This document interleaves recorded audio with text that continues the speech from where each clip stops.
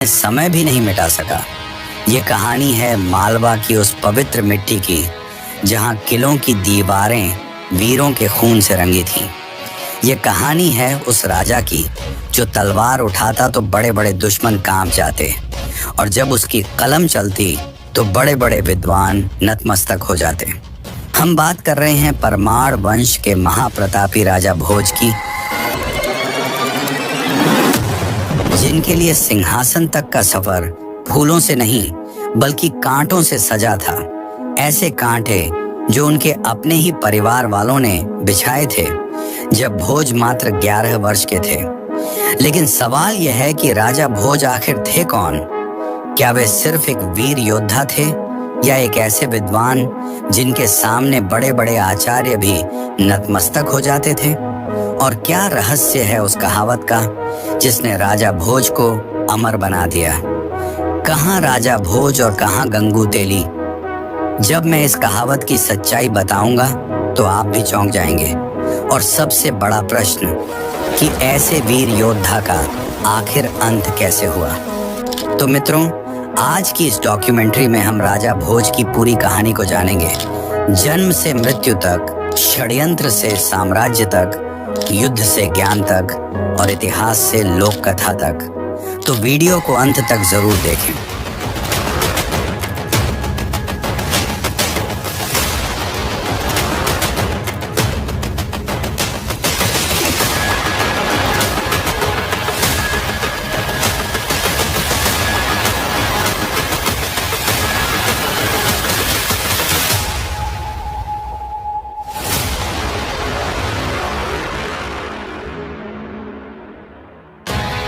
दसवीं शताब्दी का अंत।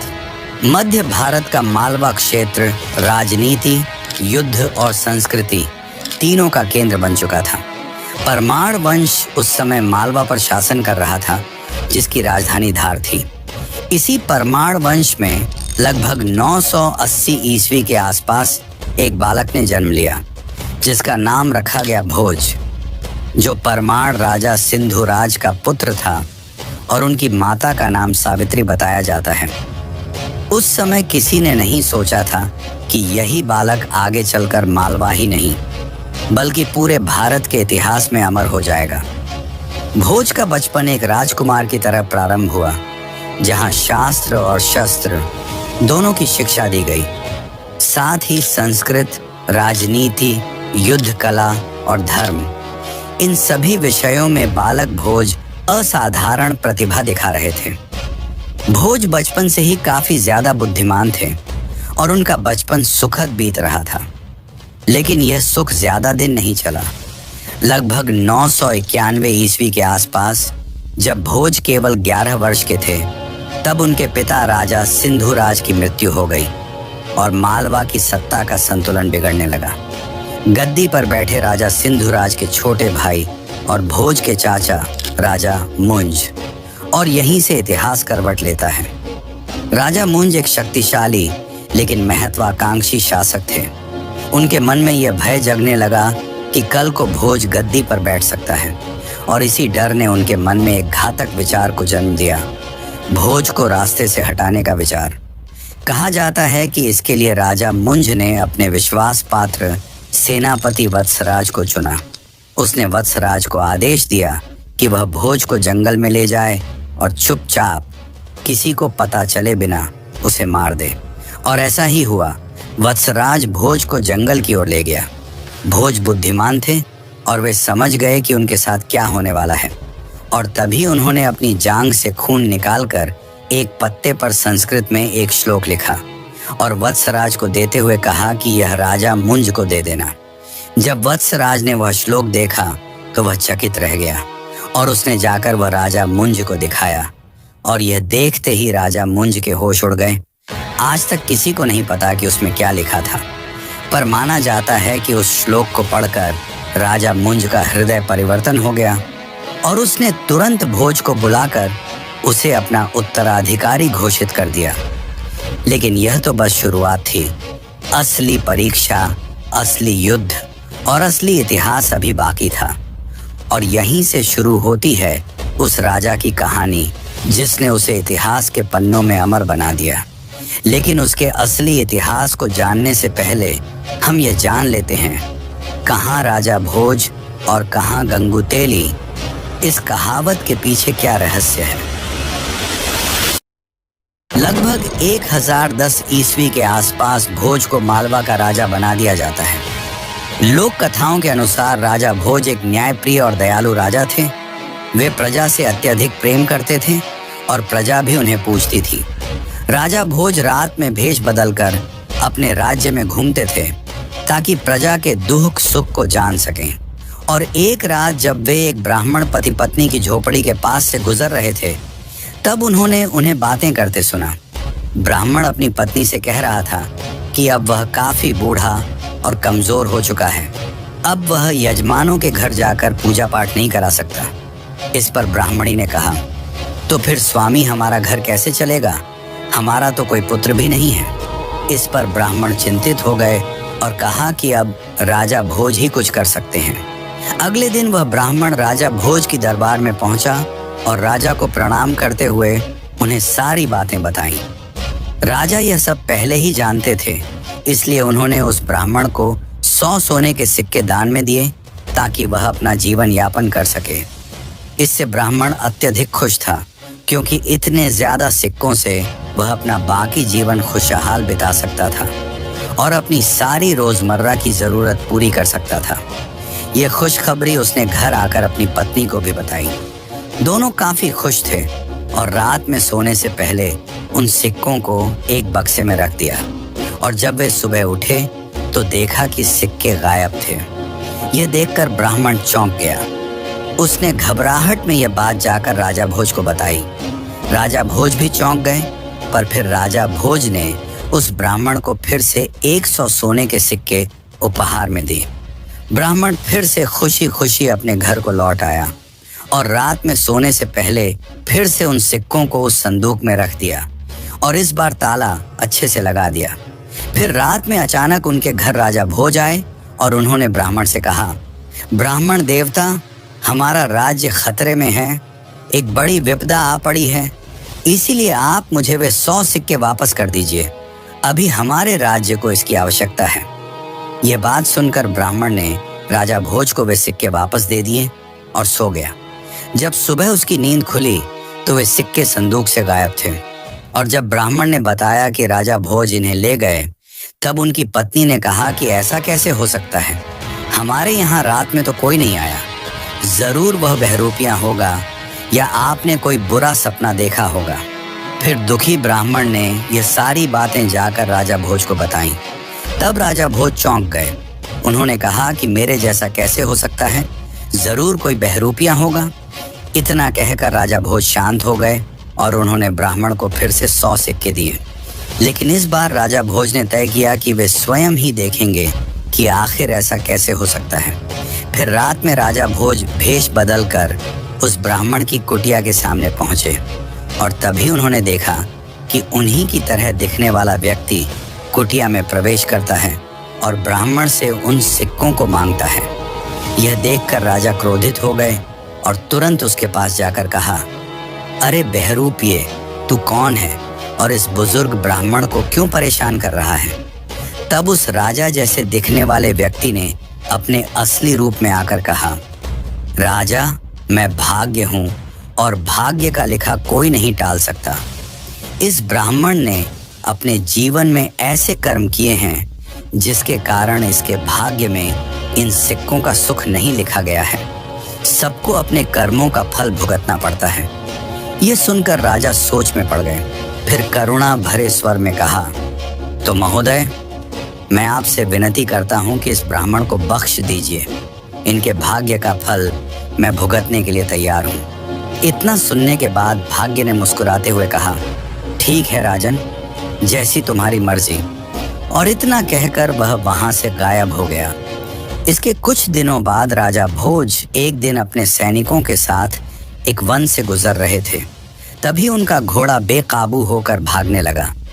वह घोड़ा भागते भागते राजा को इतनी दूर ले आया कि उसकी सेना बहुत पीछे छूट गई और फिर वह घोड़ा एक खाई की ओर भाग चला और खाई के पास पहुंचकर जोर से रुका, जिससे राजा घोड़े से उछलकर ऊंची खाई से गिर गए। राजा काफी ज्यादा घायल हो गए, उनकी हालत गंभीर थी। तभी वहां एक आदमी आया जिसका नाम था गंगू तेली। तो आखिर गंगू तेली ने राजा के साथ क्या किया और क्या हुआ जब राजा बन गए नौकर, तो चलिए अब जानते हैं आगे की कहानी। लेकिन उससे पहले अगर आपको वीडियो अच्छी लग रही है तो इसे एक लाइक जरूर करें। गंगू तेली ने जब घायल व्यक्ति को देखा तब वह नहीं जानता था कि वह कौन था। राजा भोज बेहोशी की हालत में थे। गंगू तेली ने उन्हें अपने बैलगाड़ी में सुलाया और अपने घर ले आया। गंगू तेली ने राजा भोज की दिन रात सेवा की और उनकी मलहम पट्टी भी की, जिसके बाद कुछ ही दिनों में राजा भोज ठीक हो गए। और जब उन्हें होश आया तो वे समझ नहीं पाए कि वे कहाँ हैं। उन्होंने अपने सामने जीवनदाता को देखा, पर राजा नहीं जानते थे कि वे किस राज्य में हैं, इसलिए उन्हें लगा कि यह दुश्मनों का राज्य हो सकता है। इसीलिए उन्होंने गंगू तेली से कुछ नहीं कहा। गंगू तेली ने राजा को एक आम और लाचार आदमी समझकर अपने यहाँ काम पर रखने का सोचा और उसने राजा को कोल्हू पैरने का काम दिया। राजा ने यह काम खुशी खुशी स्वीकार किया और हर दिन राजा कोल्हू के बैल की तरह कोल्हू पैरते और तेल निकालते। एक दिन राजा कोल्हू पैरते पैरते कुछ गाने लगे, जिसे सुन आसपास के लोग मंत्रमुग्ध हो गए। उन्हें राजा का संगीत काफी पसंद आया। राजा काफी अच्छा गाना गाते थे, जिससे गंगू तेली का तेल भी ज्यादा बिकने लगा। राजा भोज अपने जीवनदाता का कर्ज चुकाना चाहते थे, इसलिए पूरी तरह ठीक होने पर भी चुप रहे और अपनी असलियत नहीं बताई। उस समय उस देश के राजा सिद्धराज भी संगीत के बहुत बड़े प्रेमी थे और उनसे भी बड़ी संगीत की प्रेमी थी उनकी पुत्री, यानी उस राज्य की राजकुमारी। एक दिन उस राज्य में संगीत का एक विशाल आयोजन रखा गया, जिसमें कई बड़े बड़े संगीतकार आए और सबसे अच्छे संगीतकार को इनाम भी दिया जाना था। ये बात जब गंगू तेली को पता चली तो उसने अपने दास यानी राजा भोज को अच्छे कपड़े दिए और उन्हें भी संगीत में भाग लेने को कहा। दोनों महल पहुंचे और जब राजा भोज की बारी आई तो उन्होंने ऐसा संगीत सुनाया कि पूरी सभा चकित रह गई। इतना मधुर कि वहां बैठे बड़े बड़े गायक तक नतमस्तक हो गए। उनके संगीत से राजकुमारी अत्यधिक प्रसन्न हुई और अपने पिता से उससे विवाह करने की मांग की। यह सुनकर राजा सिद्धराज चौंक गए और मना करते हुए कहा कि चाहे वह संगीत में कितना भी कुशल हो, पर है तो एक दास ही, तुम्हारा वर सबसे श्रेष्ठ होगा। तब राजकुमारी ने कहा, पिताश्री, यह मुझे कोई साधारण व्यक्ति नहीं लगते, आप चाहें तो इनकी परीक्षा लेकर देख लीजिए। तब राजा सिद्धराज सोच में पड़ गए, पर उनकी सभा में विद्वानों की कमी नहीं थी। उस समय सभा में 4 विद्वान मौजूद थे, धर्मदेव, कर्मदेव, तपदेव और पुण्यदेव। राजा इन सभी से एक एक कर प्रश्न करते हैं ताकि वे जान सकें कि इस आर्यावर्त में कौन सा राजा सबसे सर्वश्रेष्ठ है जो उनकी पुत्री से विवाह कर सके। राजा सिद्धराज ने सबसे पहले धर्मदेव से पूछा, धर्मदेव, बताओ कि इस आर्यावर्त में सबसे धार्मिक राजा कौन है। तब धर्मदेव ने कहा, महाराज, मेरी जानकारी के अनुसार धार नगरी के राजकुमार राजा भोज ही सबसे बड़े धार्मिक राजा हैं। इसके बाद राजा सिद्धराज ने कर्मदेव से पूछा कि आप बताइए कि इस धरती पर सबसे अच्छे कर्म किसके हैं। तब कर्मदेव ने भी राजा भोज का नाम लिया और इसी तरह राजा सिद्धराज ने तपदेव और पुण्यदेव से भी प्रश्न किया और उनके उत्तर में भी एक ही नाम था, राजा भोज। यह सब सुनकर राजा ने भरी सभा में कहा कि मेरी पुत्री का वर सिर्फ राजा भोज हो सकता है। यह सब सुनकर राजा भोज कुछ पल शांत हो गए और विनम्रता पूर्वक कहा, महाराज, मैं ही राजा भोज हूँ। यह सुनकर सब चौंक गए और राजा क्रोधित हो गए और बोले, ये कैसी गुस्ताखी है, एक आम कलाकार होकर अपने आप को इतना बड़ा राजा बता रहे हो। किसी के चरित्र पर इस प्रकार की टिप्पणी तुम्हें शोभा नहीं देती, और अगर तुम राजा भोज हो तो यहाँ कैसे आए। तब भोज ने कहा, महाराज, सबसे बड़ी चीज होती है भाग्य, और भाग्य का लिखा कोई नहीं बदल सकता। भाग्य गरीब को भी अमीर बना सकता है और राजा को पल भर में नौकर, और मैं भी उसी भाग्य का शिकार हूँ। ये मेरे भाग्य का ही फल है कि आज मैं यहाँ गंगू तेली के नौकर के रूप में खड़ा हूँ। यह सुन राजा सोच में पड़ गए और थोड़ी जांच पड़ताल के बाद पता चला कि यही राजा भोज हैं। यह सुनकर गंगू तेली भी चौंक गया। इसके बाद राजा सिद्धराज ने अपनी पुत्री का विवाह राजा भोज से करा दिया। और फिर जब पूरे राज्य को यह बात चली कि गंगू तेली ने अनजाने में एक राजा को अपना दास बना लिया था, तब सब गंगू तेली को मजाक में कहने लगे, कहाँ राजा भोज और कहाँ गंगू तेली। पर मित्रों, हमारी कहानी यहीं समाप्त नहीं होती। अभी जो मैंने आपको कहानी बताई, ये कहानी हमें ज्यादातर लोक कथाओं और परंपराओं में मिलती है, जो राजा भोज और गंगू तेली के प्रसंग को एक कहानी रूप में दर्शाती है। पर इतिहास और सच्चाई इससे काफी अलग है। राजा भोज का असली इतिहास इससे भी कहीं ज्यादा चौंकाने वाला है। और अब यहीं से शुरू होती है उस राजा की असली यात्रा, जिसने युद्ध भूमि को दुश्मनों के लहू से लाल कर दिया। उस राजपूत राजा की कहानी, जिसके ज्ञान के सामने बड़े बड़े विद्वान नतमस्तक हो जाते थे। और उस राजा की कहानी, जिसके अंत ने सबको हैरान कर दिया। और सबसे बड़ी बात, कहाँ राजा भोज और कहाँ गंगू तेली, इस कहावत की असली सच्चाई। क्योंकि अभी हमने जो जाना वह लोक कथाओं और सदियों से चली आ रही कहानियों में मिलता है, लेकिन इसकी असली सच्चाई कुछ और ही है। तो चलिए अब जानते हैं परमार वंश के महान राजपूत राजा भोज का असली इतिहास। यह बात है सन 1010 की। राजा भोज का मालवा पर राज था। राजा भोज बुद्धिमान तो थे, पर उनकी सैन्य बल भी काफी बढ़ चुकी थी और उनका सबसे पहला मकसद था अपने पिता राजा सिंधुराज की अपमानजनक हार का बदला लेना। माना जाता है कि राजा भोज के पिता राजा सिंधुराज को चालुक्य वंश से अपमानजनक हार का सामना करना पड़ा था। अब भोज उसी हार का बदला लेना चाहते थे। उन्होंने जल्दबाजी नहीं की और अपनी बुद्धि और सैन्य बल से चक्रव्यूह रचना शुरू किया और चालुक्य वंश पर धावा बोल दिया। उस समय चालुक्य वंश में राजा जय सिंह राज कर रहे थे। राजा भोज और जय सिंह के बीच लंबे समय तक युद्ध चला। हालांकि भोज उन्हें पूरी तरह हरा तो नहीं पाए, पर अपने बुद्धि बल से उन्हें पीछे हटने पर मजबूर कर दिया और मालवा के साम्राज्य का विस्तार किया। और इसी कालखंड में राजा भोज का सामना कलचुरी वंश से भी हुआ, जिनकी सत्ता त्रिपुरी में थी, यानी आज के मध्य प्रदेश का क्षेत्र। भोज ने अपनी नीतियों से त्रिपुरी के कई क्षेत्रों को अपने राज्य में सम्मिलित कर लिया। माना जाता है कि 1010 से 1030 ईस्वी के बीच का समय राजा भोज के लिए साम्राज्य विस्तार का स्वर्ण काल था। उनके प्रभाव का क्षेत्र मालवा से आगे बढ़कर राजस्थान के कुछ हिस्सों, कोंकण के क्षेत्रों और पश्चिमी भारत तक महसूस किया जाने लगा। यह विस्तार केवल सीधे युद्धों के माध्यम से नहीं हुआ, बल्कि कूटनीति, भय और प्रतिष्ठा तीनों ने इसमें भूमिका निभाई।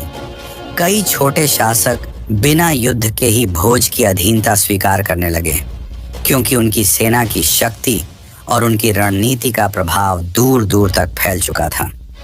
उनके अभियानों ने यह स्पष्ट कर दिया कि मालवा अब किसी के अधीन रहने वाला राज्य नहीं था। राजा भोज ने अपने चारों ओर एक ऐसा प्रभामंडल बना लिया था जिसमें मित्र और शत्रु दोनों उन्हें गंभीरता से लेने लगे थे। यही वह दौर था जब राजा भोज का नाम केवल मालवा में नहीं, बल्कि पूरे उत्तर और मध्य भारत में गूंजने लगा। लेकिन फिर 11वीं शताब्दी में भारत की संस्कृति और धर्म पर सीधा वार किया गया, जिसने देश को झकझोर कर रख दिया। साल 1025 ईस्वी, जब गजनी का शासक महमूद गजनवी ने गुजरात में सोमनाथ मंदिर को तोड़ा, तो देश में उसका कहर छा गया। उसने न केवल मंदिर को तोड़ा, बल्कि उसे लूटा भी और वहां आए भक्तों को भी मार डाला। इस बात से राजा भोज काफी क्रोधित हुए और माना जाता है कि राजा भोज के साथ कई राजाओं ने वहां गजनी की सेना पर दबाव बनाना शुरू किया। जिसके डर से उसकी सेना सीधे मार्ग के बजाय थार के रेगिस्तानों के कठिन रास्तों से होकर गुजरने लगी। इसी प्रतिरोध की सबसे शक्तिशाली गूंज सुनाई देती है साल 1034 ईस्वी में, जब उत्तर भारत की धरती बहराइच में एक निर्णायक संघर्ष हुआ। लोक कथाओं और मध्यकालीन ग्रंथों के अनुसार गजनवी सेनापति सालार मसूद, जिसे महमूद गजनवी का भांजा बताया जाता है, एक विशाल सेना के साथ भारत में आगे बढ़ रहा था। इस समय उत्तर भारत में राजा सुहेल देव एक प्रमुख हिंदू शासक के रूप में उभरे, जिन्होंने राजा भोज के साथ मिलकर बहराइच का युद्ध लड़ा। बहराइच का यह युद्ध इतना भयानक बताया जाता है कि इसमें सालार मसूद की सेना पूरी तरह नष्ट हो गई और स्वयं सालार मसूद मारा गया। यह युद्ध भारतीय जनमानस में धर्म की रक्षा और विदेशी आक्रमण के विरुद्ध विजय के प्रतीक के रूप में स्थापित हो गया। वैसे मित्रों, इतिहास में कई ऐसे राजा हुए जिन्होंने युद्ध भूमि पर अपना परचम लहराया, पर उनमें से बहुत कम ही ऐसे हुए जो युद्ध के साथ साथ एक ज्ञानी और विद्वान शासक रहे। उन्हीं में से एक थे राजा भोज, जिन्होंने न जाने कितनी किताबें लिखी और साथ ही 84 ग्रंथ भी रचे, और उनकी अद्भुत इंजीनियरिंग आज भी लोगों को हैरान कर देती है। तो चलिए अब हम जानते हैं राजा भोज के ज्ञान और उस प्रसिद्ध कहावत की असली सच्चाई। लेकिन उससे पहले अगर आपको वीडियो अच्छी लगे तो इस वीडियो को अपने मित्रों और रिश्तेदारों को भी जरूर शेयर करें। 11वीं शताब्दी का भारत, विशेषकर मालवा, राजा भोज के शासनकाल में केवल सैन्य शक्ति का केंद्र नहीं रहा, बल्कि ज्ञान, साहित्य, विज्ञान और स्थापत्य का भी प्रमुख केंद्र बन गया। माना जाता है कि राजा भोज के नाम से कई दर्जन ग्रंथ जुड़े हुए हैं। परंपरागत रूप से उन्हें लगभग 84 ग्रंथों का रचयिता या संरक्षक माना जाता है। इन ग्रंथों में राजनीति, राज्य शास्त्र, काव्य, व्याकरण, वास्तुशास्त्र और आयुर्वेद जैसे विषय शामिल थे। इनमें सबसे प्रसिद्ध है सम्रांगण सूत्रधार, जिसे भारतीय वास्तु और स्थापत्य का एक अत्यंत महत्वपूर्ण ग्रंथ माना जाता है। इस ग्रंथ में मंदिर निर्माण, नगर नियोजन, मूर्ति शिल्प और यहाँ तक कि यांत्रिक उपकरणों का भी वर्णन मिलता है। इसी तरह युक्ति कल्पतरु जैसे ग्रंथों में प्रशासन, नीति और व्यावहारिक बुद्धि पर गहन विचार दिखाई देते हैं। ये स्पष्ट करता है कि राजा भोज केवल ग्रंथों के संरक्षक नहीं थे, बल्कि स्वयं एक गहन चिंतक और विद्वान थे। ज्ञान के साथ साथ राजा भोज ने अपने विचारों को धरातल पर भी उतारा। इसका सबसे भव्य उदाहरण है भोजपुर का शिव मंदिर, जो आज मध्य प्रदेश के भोजपुर क्षेत्र में स्थित है। यह मंदिर अधूरा होने के बावजूद अपनी विशालता और स्थापत्य के कारण आज भी लोगों को चकित करता है। यहाँ स्थापित किया जाने वाला शिवलिंग इतना विशाल था कि उसे अक्सर पूर्व का सोमनाथ कहा जाता है।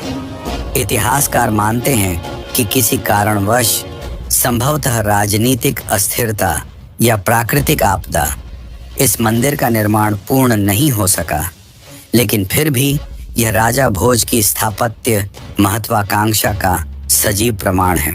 राजा भोज की इंजीनियरिंग दृष्टि केवल मंदिरों तक सीमित नहीं थी। उन्होंने जल प्रबंधन के क्षेत्र में भी असाधारण कार्य किया। भोपाल के पास स्थित भोजताल, जिसे आज अपर लेक या भोपाल झील कहा जाता है, को परंपरागत रूप से राजा भोज से जोड़ा जाता है। यह अपने समय की सबसे बड़ी कृत्रिम झीलों में से एक मानी जाती है। इतनी विशाल झील का निर्माण उस युग में करना, जब आधुनिक तकनीक उपलब्ध नहीं थी, राजा भोज की वैज्ञानिक समझ और प्रशासनिक क्षमता को दर्शाता है। यह झील न केवल जल संरक्षण का साधन थी, बल्कि आसपास के क्षेत्रों की समृद्धि का आधार भी बनी।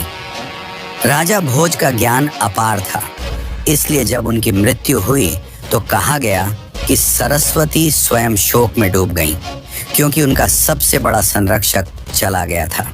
लेकिन राजा भोज की कहानी अभी पूरी नहीं हुई थी, क्योंकि उनके नाम से जुड़ी एक कहावत ने इतिहास को एक अलग ही मोड़ दे दिया। राजा भोज से जुड़ी सबसे प्रसिद्ध पंक्ति अगर कोई है तो वह यही है, कहाँ राजा भोज, कहाँ गंगू तेली। आज यह कहावत आम बोलचाल में किसी महान व्यक्ति की तुलना एक साधारण या तुच्छ व्यक्ति से करने के लिए इस्तेमाल की जाती है, पर इतिहास की गहराई में उतरने पर पता चलता है कि इस कहावत का मूल रूप कुछ और ही था। कई विद्वानों के अनुसार इसका असली वाक्य था, कहाँ राजा भोज, कहाँ गांगेय तैलंग। समय के साथ यह पंक्ति विकृत होती चली गई और धीरे धीरे गांगेय तैलंग का रूप बदलकर गंगू तेली बन गया। दरअसल यहाँ गांगेय और तैलंग कोई साधारण शब्द नहीं थे। गांगेय का संकेत था छेदी वंश के महान राजा गांगेय देव की ओर, जो 11वीं शताब्दी में मध्य भारत के एक शक्तिशाली शासक थे।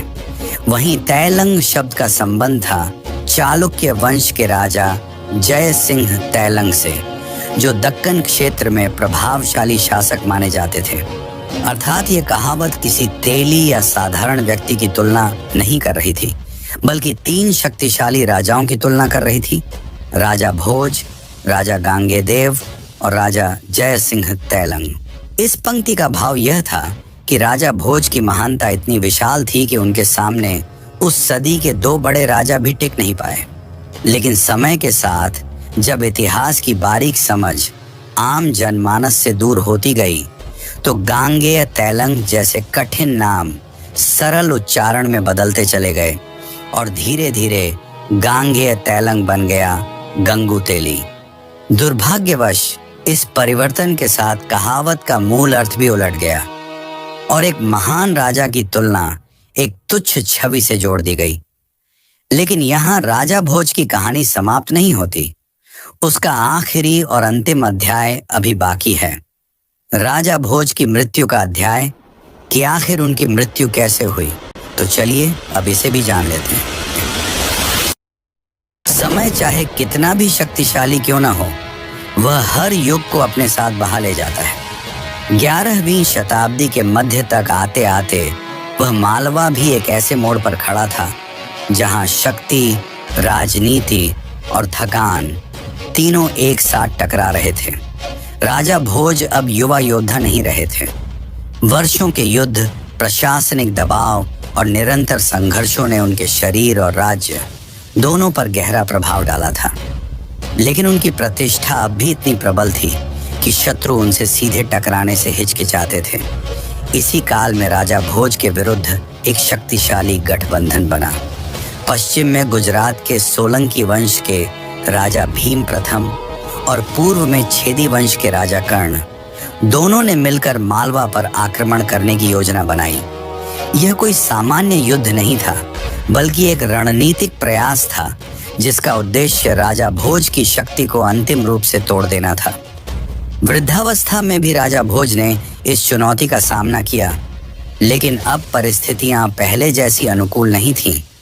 2 दिशाओं से हो रहे आक्रमण ने मालवा की सैन्य क्षमता को गंभीर रूप से कमजोर कर दिया। इतिहासकारों के अनुसार इन संघर्षों के दौरान राजा भोज शारीरिक रूप से भी अस्वस्थ रहने लगे। लगातार युद्ध और बीमारी ने उनके शरीर को तोड़ दिया था और अंततः साल 1055 ईस्वी में वह दिन आया जब मालवा का यह महान सम्राट संसार से विदा हो गया। राजा भोज का स्वर्ग आरोहण केवल एक राजा की मृत्यु नहीं थी, बल्कि एक पूरे युग का अंत था। एक ऐसा युग जिसमें तलवार और विद्या साथ साथ चली थी। राजा भोज की मृत्यु का प्रभाव केवल राजनीति तक सीमित नहीं रहा। उनके निधन पर विद्वानों, कवियों और आचार्यों में गहरा शोक फैल गया। कहा जाता है कि उस समय यह वाक्य प्रचलित हुआ, आज सरस्वती निराधार हो गई हैं, अर्थात ज्ञान की देवी ने अपना सबसे बड़ा संरक्षक खो दिया। यह कथन इस बात का प्रतीक था कि राजा भोज केवल सत्ता के संरक्षक नहीं थे, बल्कि ज्ञान, संस्कृति और विद्या के भी सबसे बड़े सहायक थे। राजा भोज के बाद मालवा वैसी स्थिरता और वैसा वैभव फिर कभी प्राप्त नहीं कर सका। उनके नाम से जुड़ी इमारतें, ग्रंथ, कहावतें और कथाएं ही शेष रह गईं। लेकिन शायद यही किसी महान राजा की असली अमरता होती है कि वह अपने जाने के बाद भी इतिहास